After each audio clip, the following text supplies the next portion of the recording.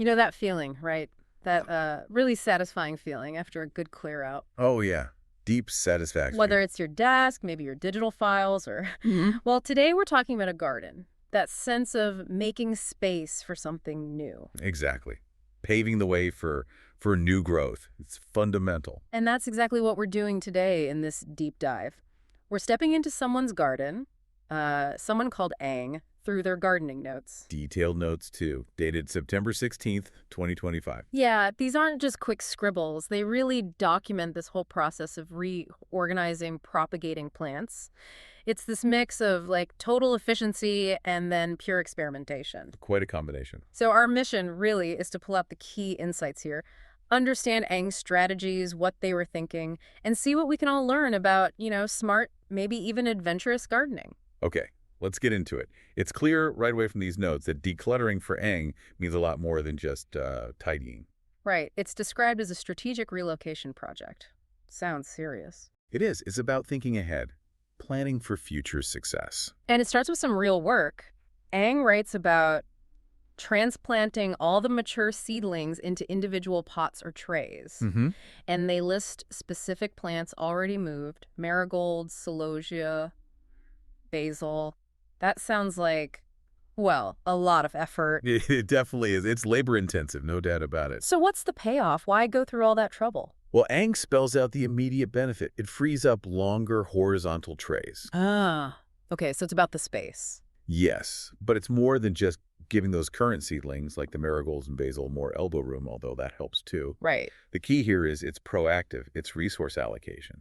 Ang is deliberately clearing out those valuable trays now so they're ready for the next thing. Like starting new seeds. Exactly. It's Yeah. about having the capacity ready for future projects. It really shows this forward-thinking approach, planning the next ways. That makes a lot of sense. You're not just reacting, you're actively shaping what comes next, creating room to grow, literally. Precisely. It's a great principle for managing any limited resource, really, not just garden space. Okay, so that's the big move. But Ang doesn't stop there. The notes then shift to another technique: tip pruning. Another key activity. Sounds simple enough, but Ang seems to be using it for multiple reasons. Yeah, it's surprisingly versatile. A really smart technique. They mentioned doing this specifically to marigold, Mexican mint, and basil.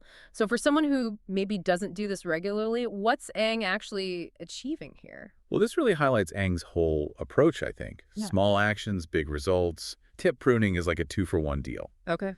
Ang points out two main benefits.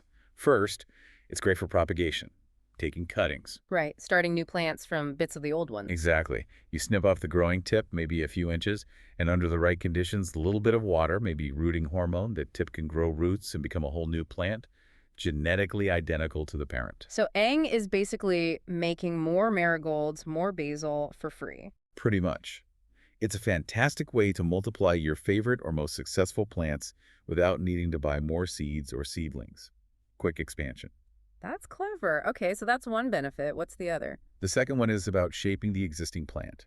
It encourages bushier growth. Bushier, how does that work? So most plants have what's called apical dominance. They tend to want to grow straight up from that main tip.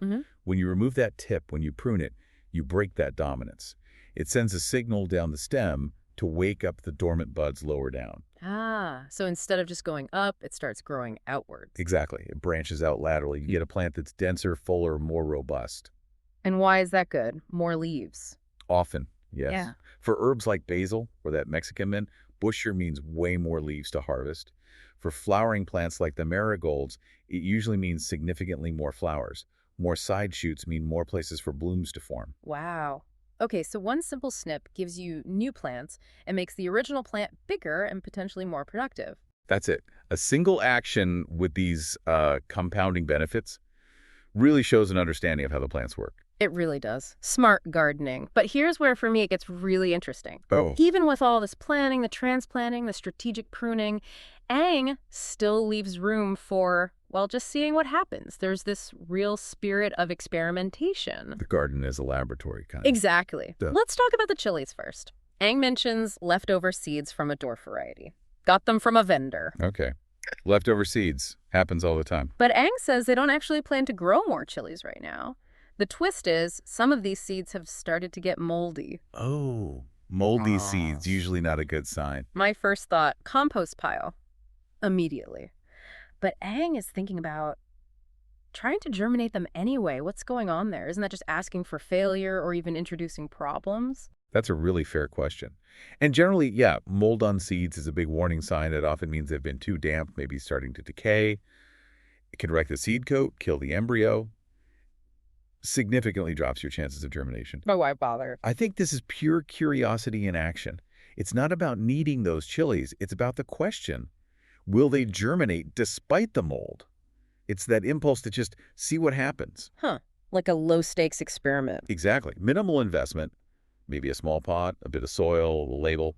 But Aang gathers data.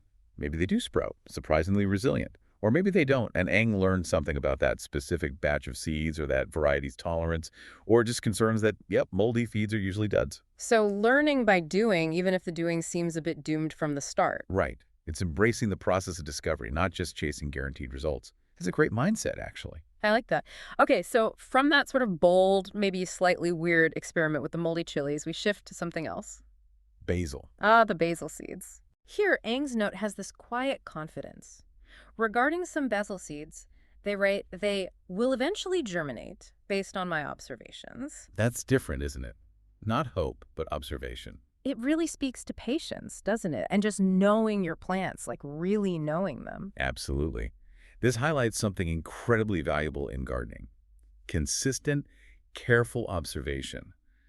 Over time, you build up this knowledge base. You learn their habits. Precisely. You get to know that this type of seed is slow but reliable, Hmm.